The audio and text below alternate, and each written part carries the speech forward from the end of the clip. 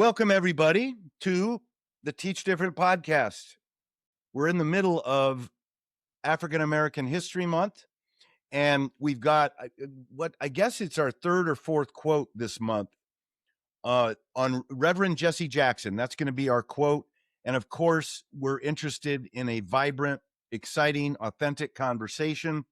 I've got a guest with me, Jesse Risley. And Jesse is a teacher from Illinois.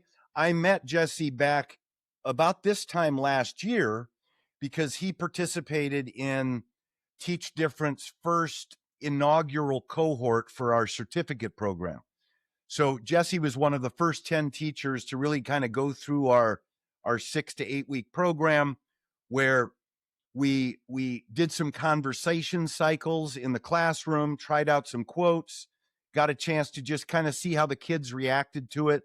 And maybe I'll let Jesse just share when he can in our conversation, how that went, how kids react, right, to conversations like this when they can get challenged with a big quote. So I'm just thrilled to have Jesse with me. And the drill, it's really straightforward. I'm going to read the quote a couple times. We're going to do the claim, counterclaim, and essential question of the quote. So we're going to start off by just talking about what it means. We're going to push back a little bit as to the truth that Jesse Jackson has here. I think there's a lot of truth in this quote, but I've been kicking around some different ways to look at it. And I'm sure, Jesse, you have as well, and we'll explore those, come up with a few questions, and then, we're gone. It's only Monday, right? Jesse and I were talking about how this is the time in the school year where this is what makes it makes people right here. You get that little hint of spring, you get spring break coming up, but this is really a grind right now. And I'm really glad you took some time just to join us. So with that, I'm going to read the quote a couple times, and then Jesse, you can weigh in and just share, where you teach and where you are from Illinois, and away we go. So here it is. Jesse Jackson. If you fall behind, run faster. Never give up, never surrender, and rise up against the odds. If you fall behind, run faster, never give up, never surrender, and rise up against the odds. Reverend Jesse Jackson. Jesse, thoughts on this and welcome. Okay, thank you. Yeah, so as he was saying, I am a social studies teacher, longtime social studies teacher from Macomb High School, West Central Illinois. Also, half-time instructor with the School of Education at Western Illinois University. Macomb is home of WIU. One of our two campuses, our satellite campuses up in the Quad Cities in Moline. And the first thing the one word I think of that comes to mind when I hear this quote is perseverance. To me, it's, and of course, knowing, being a history major, understanding a little bit of the background of Jesse Jackson, I don't know what year this quote emanates from, but I'm very familiar with his background in civil rights work. But to me, it speaks about just running to the tape and the concept of perseverance, like pursuing a goal, chasing after it, you never give up, that type of mantra. A lot of people talk about perseverance and they talk about not giving up, and it is difficult though, right? Obviously, that's why you need quotes like this, because I don't know what it is. Maybe the fear of rejection. When you get used to not accomplishing things, it's demoralizing. But if you stick with something, is there anything right now, Jesse, think about your own kind of experience, maybe even as a teacher. Mm-hmm. Was there ever a point where you wanted to maybe try something else? The first year teacher, we always talk about the nightmare that is when you realize, oh my God, these adolescents are eating me alive. I don't know what I'm doing. Was there ever a time where you just kind of wanted to quit? Yeah, I mean, it doesn't have to be teaching, but I think we've all been there in different facets, in different capacities, and it can be career-wise, it can be interpersonal relationships, it can be something, side gig, hobby, something. Yeah, absolutely. I mean, I can absolutely relate to the quote and being of the mindset that it's just, let's throw in the towel, and then trying to help have these conversations with yourself about, well, you really aren't going to accomplish a goal if you don't work at it, and hearing that voice in the back of your head saying you have to run to the tape. You got to run to the tape. You got to see it all the way through. Got to get Yeah, absolutely. I've had, there have been several times in my professional capacity where I thought, I just don't, even right after COVID was really difficult coming. What things have just really, things aren't the same. So yeah, I can relate. Absolutely. Talk to me about that a little bit. How are the kids now after COVID? You say they're not the same. You're still seeing it, right? How would you describe what it is? I felt actually this last year was the first year things seem to have been getting a little bit better for me. Those first 3, 4, 5 years after, dealing with a lot of device issues, gaps, with learning, with reading, attention spans have seemed to have got behaviors had gotten, and I'm not the only one. Like I talk to a lot of people in education who see it. And at least now I think we're getting the students that were a little bit younger when it happened. So we're 6 years out now from That's when things shut down. crazy. So the kids now that are in high school were younger and have now had a few years back to the traditional schooling, trying to corral everybody back to, let's get something back to a sense of normalcy a little bit here. And so I felt this year has been better than prior years had been for me. I just did the math, Jesse. 8 years old were how old the freshmen are this year. Do you teach mostly? What do your classes look like? What ages and what subjects? So I have 2 sections of street law, which fulfills our school civics requirement for Illinois state civics. There's a mandated civics requirement that went into effect. It's been about 10 years now. And that is mostly freshman and sophomore, a few juniors peppered in, but it's probably 95% freshman and sophomore. Then I have 2 sections of psychology, which are junior and senior only. So they are upper secondary students, later high school. And then I have 2 sections of geography, which are freshman through senior. So it's a little bit of everybody. Man, those are 3 legitimate preps. Yep. Yeah. For everybody out there who's not a teacher, when we say prep, all it means is classes you need to prepare for. Correct. Different teachers, I guess, think differently about it. I preferred fewer preps, having the same drill so I could perfect it right throughout the day. But some teachers would rather have 3 or 4 preps because it keeps your day a little bit. That's true. More dynamic. There's trade-off. Right? Absolutely. Everything has trade-offs. Yeah.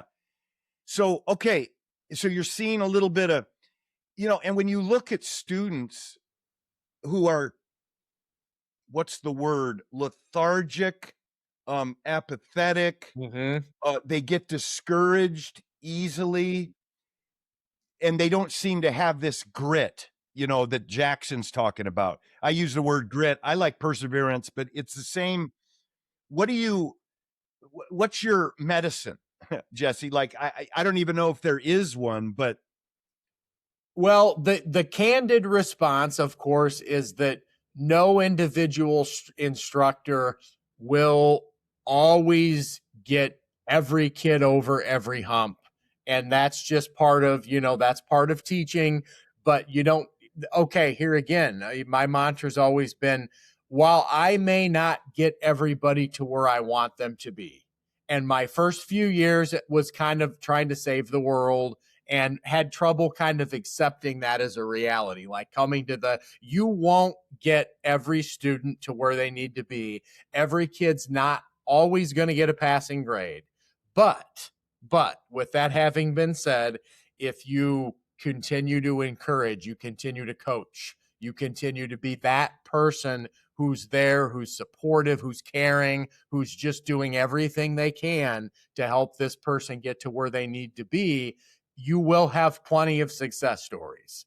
And, kids will come back and thank you later. You will have a positive impact, but you can't take it personally when there are situations where some kids just at that moment in time can't, don't, or won't get to where they need to be. And that's okay. Humans are unique, and that's part of the game. But I've seen Yeah. plenty of success stories where there's an aha moment and you really do help carry that kid across the finish line. And some of the kids are used to negativity, and so they're almost waiting to hear you turn negative on them, and they'll push your limits, and they want to see who you really are. We're getting a little psychological about how to teach and how to mentor, Mhm. but I think you're absolutely right that the timing's off for some of them, and you can't take it personally. It's not about you. Right. What can you control as a teacher? You can control your attitude toward them, and you can be that kind of steady Mhm. thing in their life. And like you're saying, they come back later. And I know you've had this experience, but the students that you didn't even think were listening necessarily or had kind of were affected by your class, they come back and it's just Mhm. amazing. It makes you feel like the it's all worth it, like all the tough moments to bring out. Yeah, but perseverance, like the thing I would add about it would be this. If you persevere in something, like let's even use teaching, you get so good at it that it seems like it's easy because you've gotten past the hard parts. You broke that kind of rite of passage where Mhm. you stuck with it long enough where you actually can control your days. You can set your moods. You are a happy person. You can project that to others because you got over the negativity and the struggles. And I'm bringing that up because I think that when people who conquer this grit and they have this perseverance, they project an ease that I think is misleading for people who are trying to break in and get past those hard moments. They look at someone who's conquered it and they're like, well, it looks like it's easy for him. It's not easy for me. What am I doing wrong? I'm going to quit this. You know, uh, I don't know if I'm conveying this. It's almost something you have to figure out on your own. You have to be that person that sticks through it. Sure. Yeah, I agree.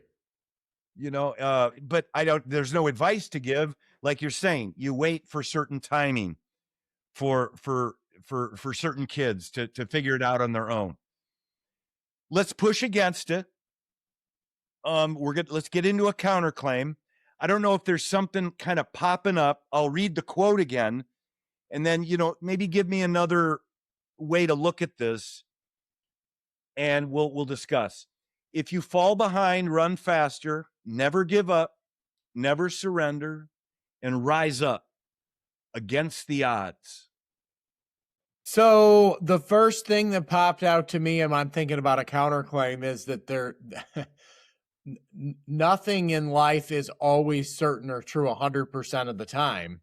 And there are certainly times. I remember my boss at my first job used to say, there's a time when I was a teenager, there's a time to check and there's a time to raise. And where I circle back around to this is, there certainly can be times, and this is me thinking like a little bit of an economist model, with sunk costs and so forth, that there certainly are times when a person needs to take inventory of what's at stake here and say, it's time to cut my losses. Like, this isn't worth pursuing anymore. Certainly, you don't want to live in a world or a mentality of defeatism. I can't, I don't, I won't. But there's certainly nothing wrong with saying, you know what?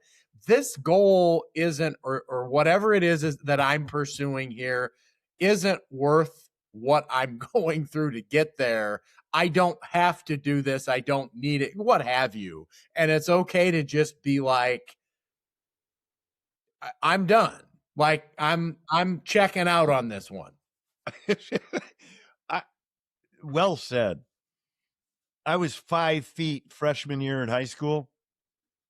Tried out for basketball, favorite sport. Didn't make the team. And I think I did say that to myself. Like, you're not an NBA player. I know it's disappointing. Right. And you could persevere. And I ended up growing a foot in high school. Okay. But that's still only 6 feet. Okay. Right. But the point is, I kind of made my basketball is a hobby. Yeah.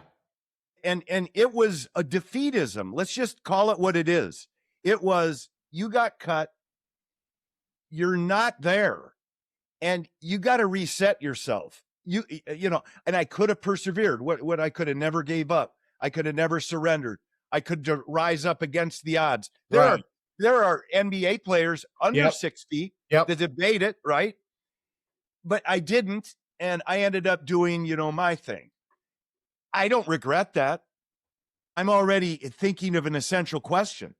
How do you know when to quit? That's good. I talk about this a little bit. Once in a while, I do teach a section of economics if the numbers are there and we get enough kids to sign up for it. And I talk about the concept of specialization in a market economy.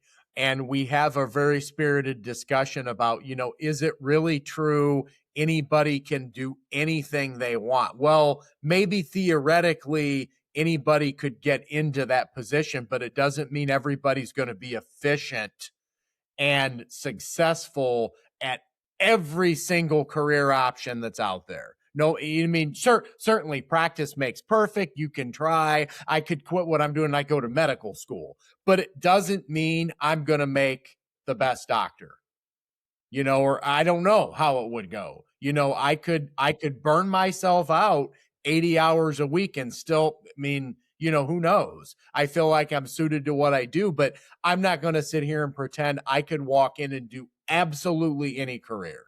Right. And because of that, this advice, never give up, surrender, it could actually send you down perhaps the wrong path, and not find your true ability or role that you can play in society, where it almost comes as second nature to you. It's natural. You're exceptional at it almost without trying. Right. And the only way to find that is to find out what you suck at, and that's okay. And I see it as being like any quote, anything, any little tidbit, whatever, any truism saying, most of them aren't meant to be taken literally to be true 100% of the time for everything. Like in this case, it's about avoiding a defeatist mentality. And, with the so-called Zig Ziglar, the old Zig Ziglar, you say the stinking thinking. Like, there is a lot of power in positive psychology and perseverance and having a positive mindset, but that doesn't mean you're going to positive mindset your way into every single, and no one's ever going to probably achieve 100% of the goals that they set in life. Sometimes we just don't get there, and that's okay. And that's okay. Mm-hmm. And speaking of contextual, Jesse Jackson, civil rights. That one gets real challenging to think about, because that's an uphill climb. Right. And it's always been that. Mm-hmm. but there's a justice that they were seeking, and when you do have your eye on the prize and there is a way you want the world to be, even if it appears almost impossible during your time and your epic, and uh, you're mistimed in a way, you have to look at the situation and say, I can just do a certain amount here to push this forward. That's where I'm going to flip back to the claim for a moment.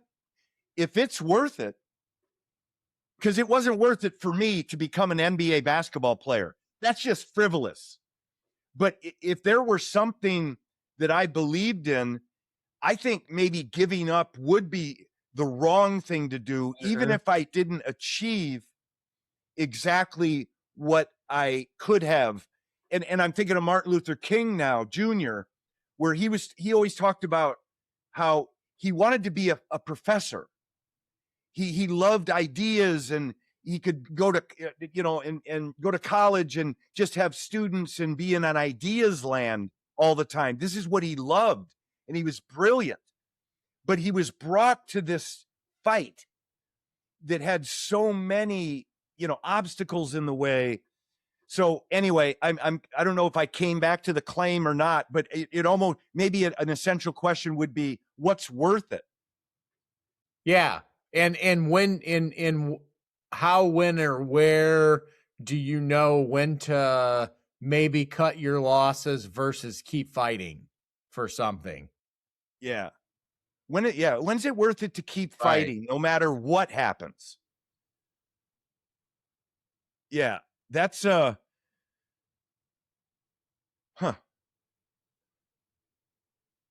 we lost Jesse Jackson. Like I just watched a bunch of YouTube videos on him when he was younger.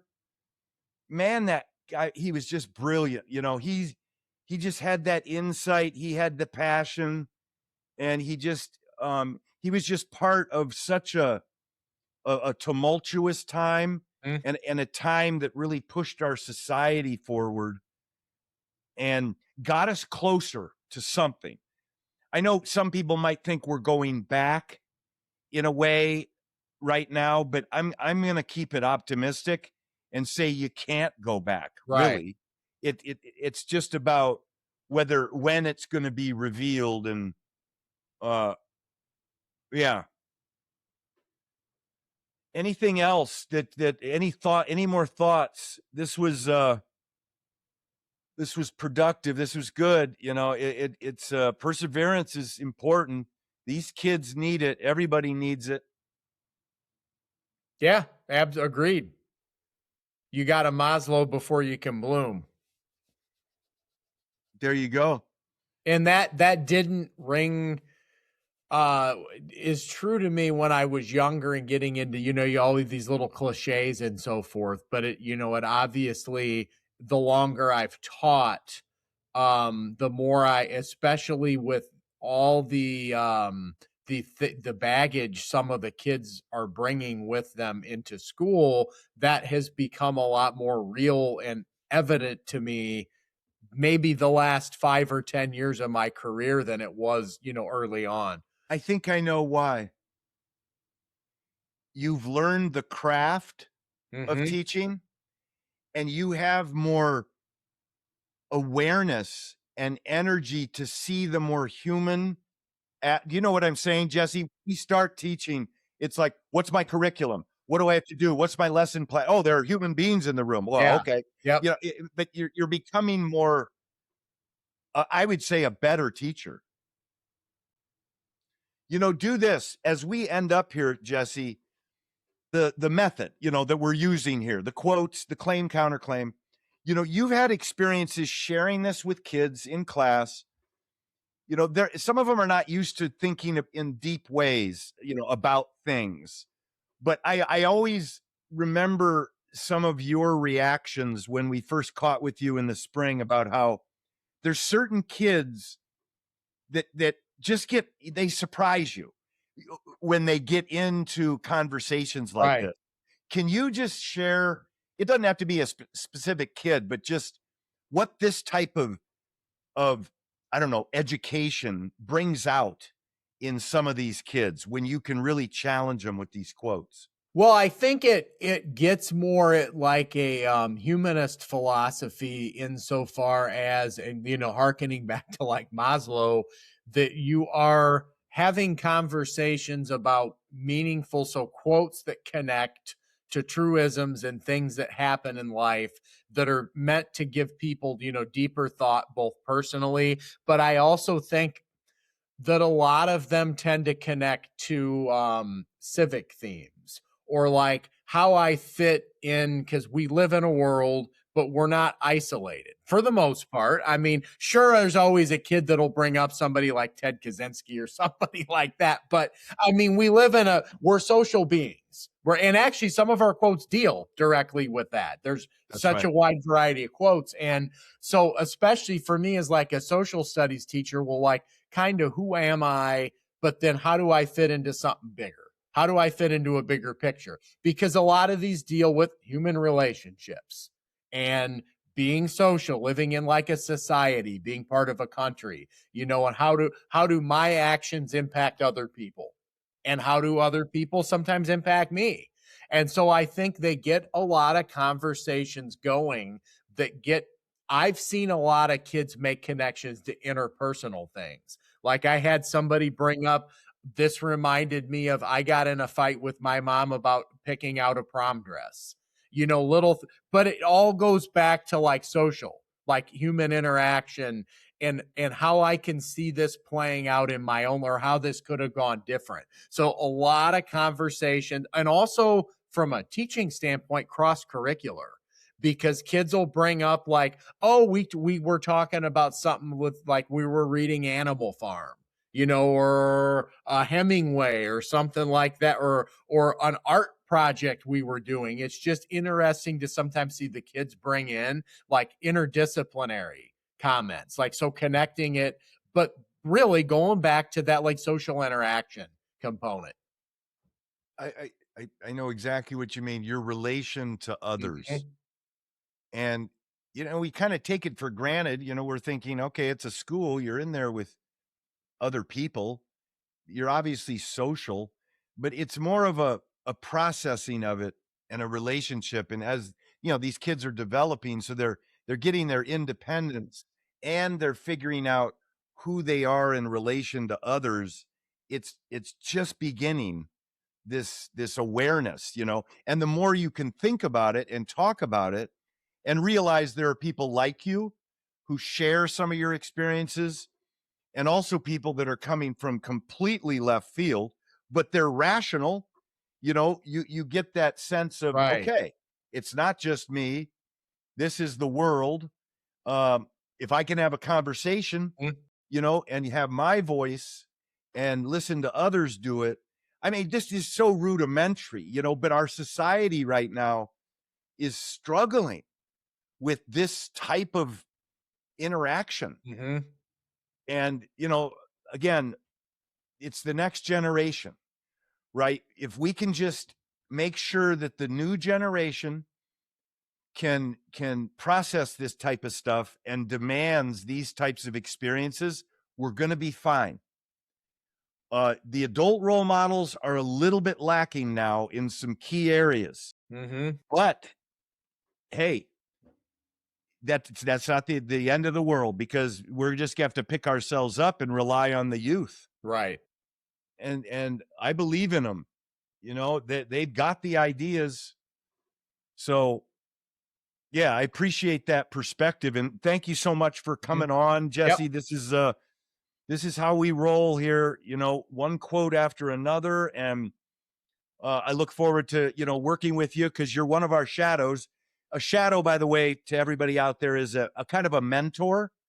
So Jesse went through a certificate program with Teach Different. Now he's kind of like a connector. He's a one-on-one support with teachers who are learning this same routine of this conversation method that we just used, and they're bringing it to the youth. So thanks for that, obviously, Jesse, and we look forward to just working with you in the future. Yeah, always a pleasure. Thanks for having me on. All right. Take care, everybody. And we'll see you next week with the Teach Different podcast.